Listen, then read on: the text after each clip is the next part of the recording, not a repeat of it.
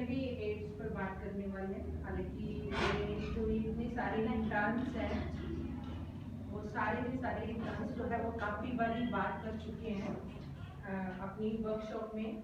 आप में से कितने बच्चों ने इस वर्कशॉप में HIV की वर्कशॉप की है किसी इंटर्न की? आप तो इंटर्न हो, आपने सबने की होगी, बाकी किसी ने HIV की वर्कशॉप की है? नहीं। तो आज हम HIV पे बात करने वाले हैं। HIV एड्स क्या होता है? हम जिन पॉइंट पे बात करेंगे पहले बताएंगे HIV एड्स क्या होता है, फिर हम ये बात करेंगे कि कौन कौन से फैक्टर्स हैं जिसकी वजह से HIV एड्स फैलता है, HIV एड्स को कैसे रोका जा सकता है, ये सारा जो है आज हम इसमें डिस्कस करने वाले हैं। HIV एड्स अगर किसी को हो जाता है तो उसके नेगेटिव इफेक्ट क्या होते हैं फैमिली में, उसके बारे में बात करेंगे। इसके साथ साथ हम NACO पे बात करेंगे। NACO एक नेशनल लेवल की इंस्टीट्यूट है जिसको जो HIV एड्स को रोकने के लिए काम करती है, गवर्नमेंट की इंस्टीट्यूशन है। इसके अलावा हम ये भी देखेंगे कि HIV एड्स पे हम बात करते क्यों हैं, क्योंकि हमारा पॉलिटिकल साइंस सब्जेक्ट है।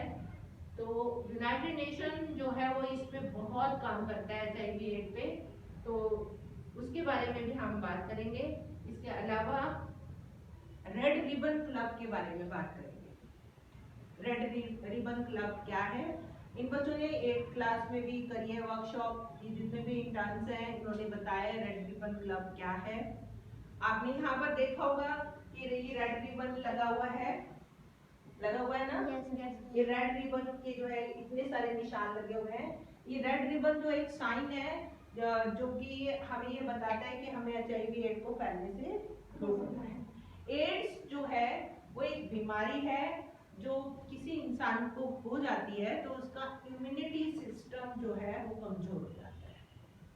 इम्यूनिटी सिस्टम क्या हो जाता है कि जैसे हमें कोई सपोज करो फीवर हुआ है तो 2-3 दिन हम दवाई लेते हैं, फीवर ठीक हो जाता है, हम बैक टू वर्क आ जाते हैं। लेकिन अगर आपको एड्स की प्रॉब्लम है तो आपको वो फीवर कई कई दिन तक चलेगा, आपको बहुत ज्यादा दवाई खानी पड़ेगी क्योंकि आपकी जो शक्ति है बॉडी में बीमारी को भगाने की वो कमजोर हो जाती है। तो HIV एड्स फैलता कैसे है? इसका एक ही तरीका है कि अगर किसी भी पर्सन को HIV है और उसका ब्लड किसी दूसरे पर्सन में चला जाता है तो दूसरे पर्सन को HIV एड्स हो जाता है। HIV का वायरस है, एड्स बीमारी है। वायरस जो है HIV का एक पर्सन से दूसरे पर्सन में ब्लड के थ्रू जाता है। तो ब्लड कैसे कैसे एक आदमी का दूसरे आदमी में जा सकता है? ऐसे बाहर से तो स्किन पे ब्लड लगाने से तो ब्लड नहीं जाता अंदर, है ना? ब्लड तो नसों से जाता है अंदर, तो नस में इंजेक्शन लगेगा तभी जो है ब्लड जा सकता है। ब्लड चढ़ाते हैं ना, जैसे खून की कमी हो जाती है तो हॉस्पिटल में ब्लड चढ़ाते हैं ना, या एक आदमी का ब्लड दूसरे आदमी के ब्लड में कैसे जाएगा? जैसे प्रेग्नेंट मदर है तो उसका ब्लड बच्चे में जाएगा क्योंकि उस बच्चा तो बनता ही मदर के ब्लड से है। तो अगर मदर को HIV एड्स है तो बच्चे को 100% होगा। तो एड्स का कोई भी इलाज नहीं है क्योंकि ये कोई बीमारी तो है नहीं कि कहीं से निकाल के फेंक देंगे, है ना? एड्स क्या है? तुम्हारी पूरी बॉडी को वीक कर देता है ताकि तुम्हें जो भी बीमारी आसपास है, तुम्हारे ट्यूबरकुलोसिस है, कुछ भी है, वो सारा तुम्हें लग जाएगा और ठीक नहीं होगा। तो इसका क्या इलाज है कि हम अपने आप को HIV एड्स होने से रोक ले पहले, है ना? और ये जो प्रोग्राम हम कर रहे हैं ये अवेयरनेस ही है, हम बता रहे हैं, हम आपके साथ कर रहे हैं, फिर आप अपने घर में बात करोगे, पेरेंट्स के साथ बात करोगे, फैमिली में बात करोगे, तो सबको ये ध्यान रहेगा कि डॉक्टर जो है किसी एक की बॉडी में लगाई हुई नीडल तुम्हारे को ना लगाए, दूसरे में ना लगाए, चाहे वो तुम्हारा फैमिली का कोई भी मेंबर हो। आप डॉक्टर के पास गए हो तो आप देखो कि डॉक्टर जो है कागज से फाड़ के नई नीडल लगा रहा है या नहीं लगा रहा। हो सकता है जिसकी नीडल उसने पहले एक की बॉडी में लगाई थी और दोबारा आपकी बॉडी में लगा दी उसको HIV हो सकता है, जरूरी नहीं है हो, लेकिन हो सकता है। तो ऐसे ही फैलता है और अंदर अंदर फैल जाता है और पता भी नहीं चलता है। दूसरा HIV कहाँ से फैलता है? जैसे कुछ बच्चे जो है वो ड्रग्स लेते हैं ना, तो वो क्या इंजेक्शन से ड्रग लेते हैं, ड्रग की एक वर्कशॉप करेंगे तब आप बताएंगे कि कैसे कैसे ड्रग्स लेते हैं। तो सिगरेट पीते हैं, शराब पीते हैं, है ना।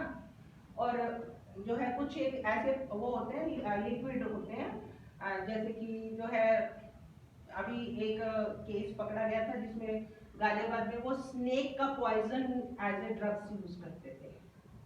तो इंजेक्शन में भर के स्नेक का पॉइजन लगाते थे और मजे लेते थे। तो ड्रग्स का फॉर्म था वो भी। तो अगर वही वो क्या करते हैं, 7-8 लोग बैठे होते हैं इकट्ठे ड्रग्स ले रहे होते हैं बैठ के, कोई शराब पी रहा है, कोई कुछ कर रहा है, और जो है वो क्या करते, नीडल एक ने लगाई, ले यार तू भी ले मजे, तू भी लगा दे। तो एक के बॉडी में गई नीडल, दूसरे में भी गई। तो इस तरह से जो है नीडल, मैंने बोला नीडल नहीं चेंज हो, नीडल नहीं जानी चाहिए, उससे जो है ड्रग्स से भी। और सबसे ज्यादा जो HIV एड्स फैलता है जहाँ ये बच्चे ड्रग्स लेते हैं बैठ के, वहां से।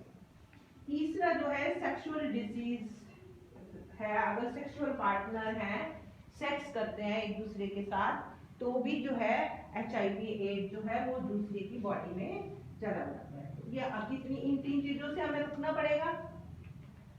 पड़ेगा ना, कि मदर को नहीं होना चाहिए HIV, और इंजेक्शन को ध्यान देना है कि एक की बॉडी से दूसरी की बॉडी में ना जाए, और जो आपका सेक्सुअल पार्टनर है उसको भी नहीं होना चाहिए ड्रग, सॉरी HIV एड्स। अब आता है HIV एड और TB का क्या कनेक्शन है। ट्यूबरकुलोसिस पे मैं पहले से वर्कशॉप कर चुकी हूँ, बहुत सारे इंटर्न्स भी कर चुके हैं ट्यूबरकुलोसिस पे। तो मैं यहाँ पर कनेक्शन एस्टेब्लिश कर रही हूँ कि TB और HIV का क्या कनेक्शन है। अगर आपके पास HIV है, किसी की बॉडी में है, तो उसकी इम्यूनिटी सिस्टम कमजोर है, और आपके किसी एक पड़ोसी को TB की प्रॉब्लम है, तो आपको लग गई TB, उससे HIV लग गया। अब आप में तो दोनों चीजें हो गई ना, HIV और TB, तो कनेक्शन हो गया। अब TB जल्दी ठीक होगी या नहीं होगी? नहीं होगी। तो इसीलिए हम जो भी वर्कशॉप कर रहे हैं, हमारे जो भी पॉइंट्स हैं, वो सारे एक दूसरे से कनेक्टेड है और सोसाइटी में होते हैं, और खास तौर से वैसी सोसाइटी में होते हैं जहाँ पर ज्यादा गरीबी है, जहाँ पे रिसोर्सेज नहीं है, जहाँ पे जगह नहीं है रहने की, टाइट लोग घरों में लोग रहते हैं, एक छोटे से कमरे में 8-8, 10-10 लोग रहते हैं, फिर 8-8, 10-10 लोग वहाँ पर फैक्ट्री में काम करते हैं। तो फैक्ट्री से बीमारी जो है किसी में आ सकती है, फिर वहां से घर में आ सकती है, तो आपको ध्यान देना है। अगर हो जाता है तो फिर क्या करना है, HIV एड्स किसी को है तो फिर बीमारी तो कंटेंजियस है, लग जाती है, तो फिर आप क्या करेंगे, उसका इलाज करवाना। इलाज क्या है कि जो भी उसे बीमारी लगी है उसका अच्छे ढंग से इलाज करवाना है। अब इलाज करवाते हुए उसको बहुत आराम से, क्योंकि पेशेंट है वो, उसकी इम्यूनिटी सिस्टम वीक हो चुका है, तो लेकिन सोसाइटी क्या करती है कि उसको बिल्कुल अलग थलग कर देती है कि यार इसको HIV एड है, इसको पास में भी आना नहीं चाहिए, हाथ मिलाएगा तो HIV हो जाएगा। ऐसा कभी भी नहीं है। HIV एड मैंने बोला कि सिर्फ ब्लड से फैलता है। आप बात करेंगे या हाथ मिलाएंगे तो HIV एड नहीं आएगा, इसलिए इतना डरने की जरूरत नहीं है। लेकिन अगर किसी बंदे को पता है कि मुझे HIV एड है, तो वो दवाई ले, इलाज करवाए, अपना टेस्ट करवाए और दवाई ले, तो ये काफी इसका इम्पैक्ट जो है वो कम हो जाएगा। ठीक है, तो इस तरह से हम वो कर सकते हैं। तो यहाँ पे वही बात आती है कि पहले टेस्ट करवाइए, फिर उसके बाद जो है अपना चूज लेस सेक्सुअल बिहेवियर। ऐसे नहीं है कि भी मजे ही सेक्स करते ही जा रहे किसी से भी करते जा रहे हैं, क्योंकि ये जो नई जनरेशन आ रही है ये इस चीज में बिलीव नहीं करती है। और ड्रग्स नहीं लेनी है, ड्रग्स को इंजेक्ट नहीं करना है अपनी बॉडी में, तो इससे हम रोक सकते हैं। और फिर उसके बाद जो है STD नाम की एक बीमारी होती है जिसको सेक्सुअली ट्रांसमिटेड डिजीज बोलते हैं। तो सेक्सुअल पार्टनर से जो है वो आपकी बीमारी, उसकी बीमारी आपकी बॉडी में आ जाती है। इनकेस कुछ हो जाता है तो talk to health care provider से बात करना। अब बात करते हैं रेड रिबन क्लब की और साथ साथ जो है नाको की। रेड रिबन क्लब और नैको जो है ये हमारे देश में अवेयरनेस प्रोग्राम करते हैं स्कूलों में, कॉलेजेस में, और ये बताते हैं कि भी जो है कैसे जो है इस बीमारी को ना होने के लिए हम काम कर सकते हैं। तो ये जो है किसी रेड रिबन क्लब जो है वो किसी डॉक्टर ने शुरू किया था, लेडी डॉक्टर ने शुरू किया था, और कॉलेज से ही शुरू हुआ था शिमला के। वहां से अवेयरनेस फैलते फैलते ये आज इंडिया का एक ब्रांड बन चुका है, और जो है वर्ल्ड वाइड जो है जब रेड रिबन क्लब की बात आती है तो ये माना जाता है कि HIV एड्स पे बात हो रही है। और दिसंबर में जो है यूनाइटेड नेशन ने HIV एड्स का कौन सा दिन रखा हुआ है? और कोई बताएगा मुझे इससे एक्स्ट्रा जो मैंने बोला है, या किसी के पास कोई क्वेश्चन है जो मैंने बोला है उससे कोई डाउट हो पूछ सकते हैं आप। हाँ जी बोलो। मैम आज तक इसकी कोई मतलब दवाई या इलाज की नहीं है? दवाई इलाज इसलिए नहीं है क्योंकि इसकी ये पूरे बॉडी के सिस्टम को, इम्यून सिस्टम को खत्म कर देता है। आपकी रेड ब्लड सेल्स होती है, रेड सेल होती है ना जो ब्लड में, ये उसको वीक करता चला जाता है, उसको खाता चला जाता है। तो उसके लिए इलाज इसीलिए नहीं बन पाया है कि वो ये किया जाता है कि अब आपके ब्लड ही सारा बॉडी में फैला हुआ है और ब्लड ही आपका वीक है, तो इस वजह से जो है इस पे काम हो रहा है। ऐसा नहीं, अभी काम हो रहा है, तो जो साइंटिस्ट हैं, डॉक्टर हैं, वो लगे हुए हैं इसकी जो है वो निकालने के लिए दवाई। लेकिन ये कितने सालों से फैली हुई बीमारी है, ये भी मतलब अभी इसका उतना परफेक्ट इलाज नहीं है। प्रिवेंशन ही इसका सबसे बड़ा इलाज है कि एक तो फैलती बहुत ज़्यादा वायरस है, HIV एक वायरस है, जैसे कोविड-19 फैला था ऐसे ही फैलती है।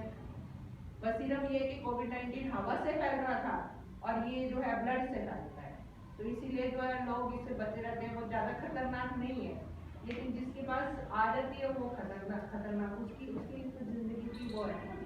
तो इसीलिए प्रिवेंशन जो है हम वो करते हैं, हम अवेयरनेस, जैसे अभी ये सोशल इंटर्नशिप प्रोग्राम में अवेयरनेस प्रोग्राम कर रहे हैं, ऐसे कॉलेजेस में, और जो डॉक्टर हैं वो भी आके जो ऐसे अवेयरनेस फैलाते हैं और बताते हैं ताकि लोग बचे रहें। क्यों हो बीमारी, कोई भी नहीं होनी चाहिए बीमारी को, ट्यूबरकुलोसिस भी नहीं होना चाहिए, है ना, बचाना चाहिए अपने आप को, तो जितना बचा सकते हो उतना। और मैम मतलब ऐसा मैंने सुना है जिसको ये हो जाता है वो ज्यादा दिन मतलब जीवित नहीं रह पाते इतना तो डरने वाली बात नहीं है, ये तो मैंने सुना है ना, इतना डरने वाली बात नहीं है। मैंने बोला ना बॉडी के सिस्टम को धीरे धीरे इम्यून करता है, मतलब जितनी उसकी मतलब जीने की आयु होती है हाँ, उस हिसाब से तो थोड़ी बहुत कम हो जाती है, थोड़ी सी तो कम हो जाती है, क्योंकि बीमारियां जल्दी लग जाएंगी आपको, तो बीमारियों से इंसान मरता है, तो वो तो है ही। इसीलिए जो हम चाहते हैं कि ये ना हो, है ना। तो खत्म करें आज? Yes ma'am. हाँ जी बोले। मैम वो जो स्नेक की पॉइजन को ड्रग्स के रूप में ले लेते तो उनको कुछ होता नहीं है उससे?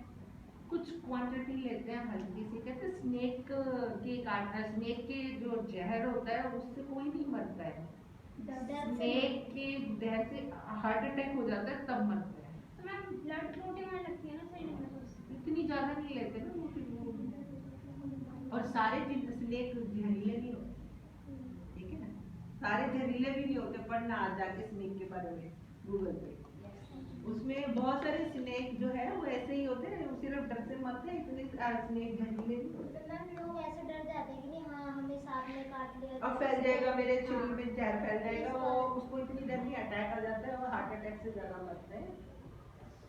कुछ तो जहरीले होते भी हैं, ऐसा भी नहीं है कि स्नेक को बोलो कि काट ले भाई, ऐसा भी नहीं है, बचाना भी होता है अपने आप को, ठीक है। No more questions? No, ma'am. Let us wind up. Thank you.